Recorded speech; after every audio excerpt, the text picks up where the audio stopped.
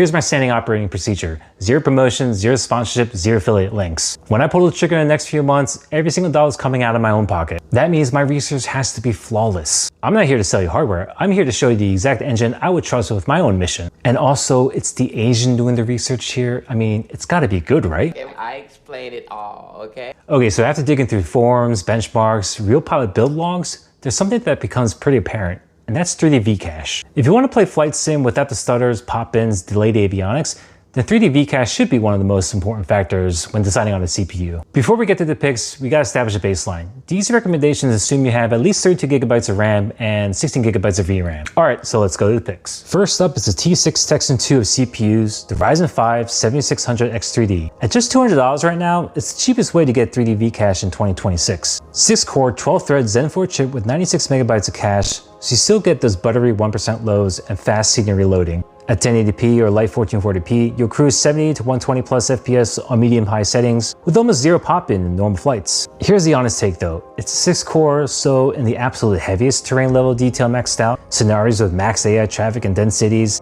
it will probably make the CPU sweat. But for 99% of pilots on a real budget, this is a great pick. If you want the smoothest entry into flight sim without spending flagship money with a CPU that punches way above its weight, then this is the only older gen I would recommend. This is the F18 Hornet, the Ryzen 7 9850 X3D. Sitting at $455, it takes insane single thread speed and marries it to that full 3D Vcache. This is pure air superiority. It doesn't care about your Excel spreadsheets or your 4K video rendering. It just wants to lock onto a target and give you the best gaming performance. It delivers 4 to 6% better frame rates and noticeably better 1% lows than the 9800 X3D. Scenery loads instantly, panning is glass smooth, and even at 1440p or light 4K with live weather and AI traffic, it just feels locked in. For a pure gaming and flight sim mission, this is the best performance per dollar engine on the market now. It's the one most pilots should actually buy. But then some of us need more than just flying. Enter the V22 Osprey, the Ryzen 9 9900 X3D, 12 cores, 24 threads with X3D cache on one CCD, sitting around $510. It's half airplane, half helicopter, the awkward middle child of the X3D family.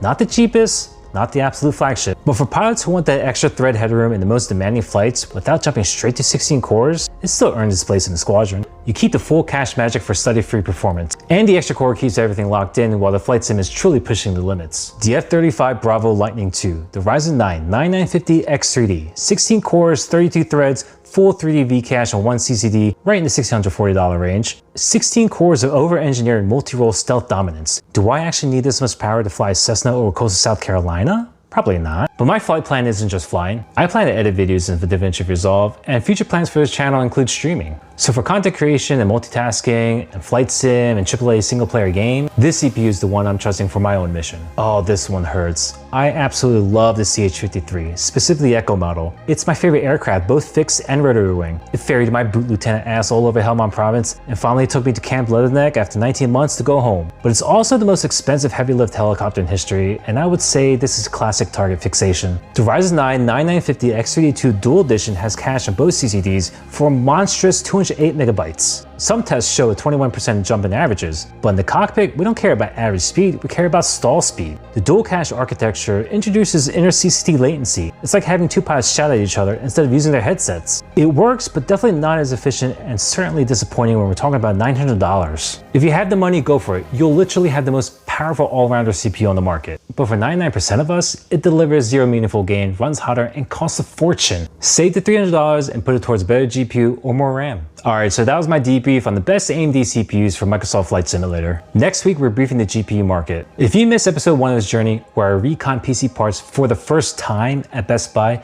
be sure to check it out next. If you're on this journey with me, drop a like and leave a comment. And be sure to join the Squadron and maintain the heading.